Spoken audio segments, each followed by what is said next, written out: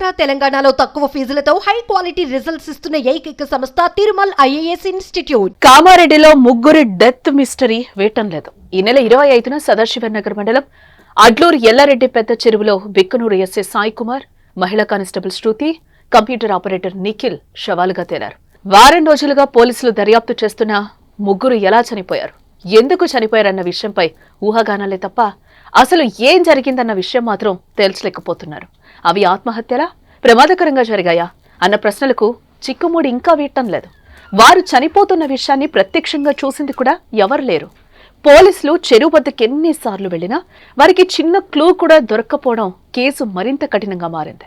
SI Sai Kumar, మహిళా constable శృతి, operator Nikhil మృతిపై ఎన్నో అనుమానాలున్నాయి. ముగ్గురు మృతి కేసులో విభిన్న కోణాల్లో పోలీసులు దర్యాప్తు చేస్తున్నారు. ముందుగా ఒకరు చెరువులో దూకడంతో మరో ఇద్దరు కాపాడేందుకు వెళ్లి మృతి చెందారని పోలీసులైతే అనుమానం వ్యక్తం చేస్తున్నారు. ఈ కేసులో వారి phone call, WhatsApp chatting data కీలకంగా మారింది. చనిపోయే రోజు బిక్కనూరు ఎస్ఐ సాయి కుమార్, బీబీపేట కానిస్టేబుల్ శృతి, కంప్యూటర్ ఆపరేటర్ నిఖిల్ ఫోన్లో గంటల కొద్దీ మాట్లాడుకున్నట్టుగా పోలీసులు గుర్తించారు. చనిపోయిన రోజు తెల్లవారుజాము నుంచే ముగ్గురు ఫోన్లో మాట్లాడుకున్నట్లు కాల్ డేటా ద్వారా పోలీసులు తేల్చారు. సాయి కుమార్ 2 ఫోన్లలో కలిపి 3 సిమ్లు వాడగా నిఖిల్ 2 ఫోన్లు వాడాడు. శృతి ఒక్క ఫోన్ వాడుతుండేది. చనిపోయే వారం రోజుల ముందు నుంచి ఎక్కువసార్లు ఫోన్లో మాట్లాడుకున్నట్లుగా తెలుస్తోంది. బుధవారం ఉదయం నుంచి ఒక చోటుకి చేరుకునేదాకా వీరు ఫోన్లు మాట్లాడినట్టుగా గుర్తించారు. నిఖిల్, శృతి వాట్సాప్ చాట్ ను పోలీసులు పరిశీలించగా వీరి మధ్య ప్రేమ వ్యవహారం ఉన్నట్టుగా గుర్తించారు.